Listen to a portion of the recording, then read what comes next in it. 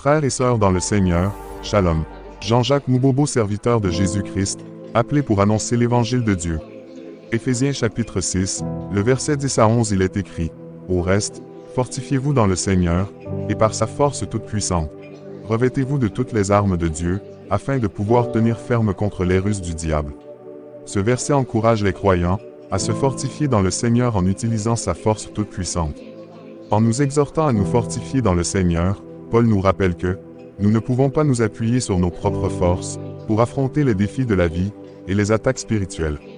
Au lieu de cela, nous sommes appelés à compter sur la force de Dieu, qui est puissante et illimitée.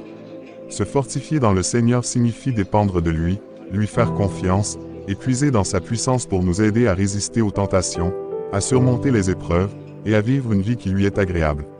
La force de Dieu est disponible pour nous lorsque nous nous tournons vers lui, cherchons son aide, et lui soumettons nos fardeaux. Cela nécessite une attitude de dépendance, de foi, et une relation intime avec Dieu. Lorsque nous choisissons de nous fortifier dans le Seigneur, nous sommes conscients que notre propre force est insuffisante, et que nous avons besoin de sa force pour naviguer à travers les difficultés de la vie. La puissance de Dieu est disponible pour nous aider à persévérer, à résister aux attaques spirituelles, et à rester fermes dans notre foi. En nous fortifiant dans le Seigneur, nous nous appuyons sur sa puissance et sa présence en nous, sachant qu'il est capable de nous soutenir et de nous guider dans toutes les circonstances. Le verset 10 nous encourage à nous fortifier dans le Seigneur et à nous appuyer sur sa force toute puissante. Cela implique de chercher une relation intime avec Dieu, de lui faire confiance et de dépendre de lui pour nous aider à faire face aux défis de la vie et aux attaques spirituelles. Dans le verset 11, l'apôtre Paul exhorte les croyants à s'équiper de toutes les armes de Dieu, afin de pouvoir résister aux stratagèmes du diable. Cela nous enseigne de nous préparer spirituellement et de lutter contre les forces spirituelles du mal. La ruse du diable fait référence aux différentes manières dont Satan cherche à tromper, séduire et détourner les croyants de leur foi. Ces ruses peuvent se présenter sous différentes formes, telles que des mensonges, des tentations, des doutes ou des influences négatives. Paul encourage les croyants à se préparer, en revêtant les différentes pièces d'armure spirituelle mentionnées plus loin dans le passage, d'Éphésiens 6,13-17. Ces pièces comprennent la ceinture de la vérité, la cuirasse de la justice, les chaussures de l'évangile de paix, le bouclier de la foi, le casque du salut, et l'épée de l'esprit, qui est la parole de Dieu.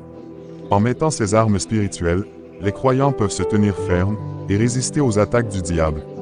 La vérité, la justice, la paix, la foi, le salut, et la parole de Dieu sont des outils puissants qui nous aident à rester fermes dans notre relation avec Dieu, et à rester sur le bon chemin malgré les tentations et les défis que nous pouvons rencontrer. Il est important de souligner que cette bataille n'est pas physique, mais spirituelle. Elle implique une lutte contre les influences et les forces invisibles qui cherchent à nous éloigner de Dieu. En se revêtant des armes de Dieu, nous reconnaissons notre dépendance de Dieu, et lui faisons confiance pour nous protéger et nous fortifier dans notre marche spirituelle. Ce passage de l'Éphésiens nous rappelle qu'il est essentiel de rester vigilant et de nous équiper spirituellement pour résister aux ruses du diable. En nous appuyant sur Dieu et en utilisant les armes à notre disposition, nous pouvons tenir ferme dans notre foi et vivre une vie qui honore notre Créateur. Merci, c'était le frère Jean-Jacques. Que Dieu vous bénisse. À bientôt.